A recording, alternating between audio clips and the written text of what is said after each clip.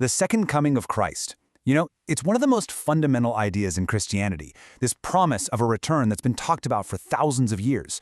But what does the doctrine actually say? So in this explainer, we're going to break down the core pieces of this belief piece by piece. We'll look at everything from what the event is supposed to be like to what happens afterward. Let's get right into it. All right, so here's our roadmap.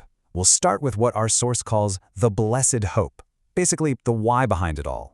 Then we'll get into the how, the really specific details of the return. After that, we'll explore the consequences for everyone on earth, the signs that are said to point to it, and finally, we'll tackle the one thing that's a total mystery, the exact timing. Okay, so first up, the blessed hope. Before we get into all the nitty-gritty details, we really need to get a handle on what this event represents. For believers, this isn't just some date on a calendar, it's the ultimate point of it all. It's the thing that gives their faith that feeling of looking forward to something big. Our source defines the second coming as the blessed hope of the church and the grand climax of the gospel. Let's kind of pull that apart. Blessed hope tells you it's meant to be this huge source of comfort and excitement. And grand climax? Well, that's like saying the entire Christian story is a movie that's been building up to this one huge final scene where everything gets resolved. So if that's the why, this incredible hope it stands for, then what about the how? How is this return actually described? Well, the source material lays out a very specific picture of how this is all supposed to go down. So the doctrine highlights four key things. First, it's literal and personal. That means it's not some metaphor or a spiritual idea. It's a real, physical event, and it's the very same Jesus who was here before. But here's what's really crucial. It's also described as visible and worldwide. This isn't some secret thing that only a few people know about. The idea is that it's a single, massive, global event that absolutely everyone, everywhere will see happen at the exact same time.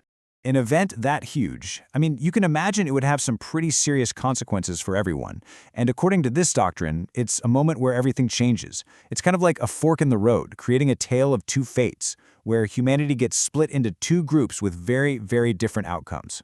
And the difference is incredibly sharp. On one side, you have the righteous. The doctrine says that those who have died will be brought back to life.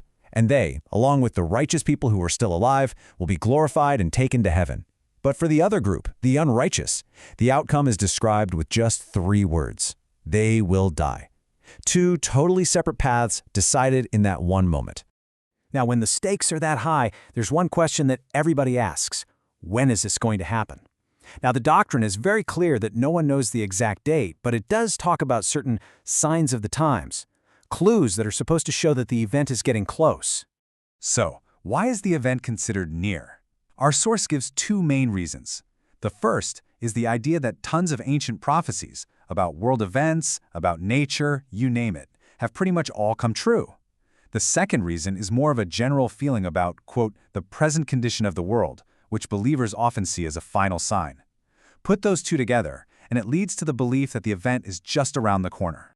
But, near can mean a lot of different things. And despite all those signs we just talked about, this doctrine insists that the exact timing is still the great unknown. It's a total mystery. Which, of course, brings us right back to the million-dollar question. If all the signs are pointing to soon, then when exactly is this happening? And the answer from the source material couldn't be more direct.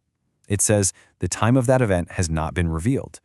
So even with all the talk of it being near, the actual day and hour are treated as a complete secret, totally hidden from all of us. So what do you do with that uncertainty? If you believe it's coming soon, but you have no idea when, what's the game plan? Well, the instruction from the source is simple and very direct. Be ready at all times.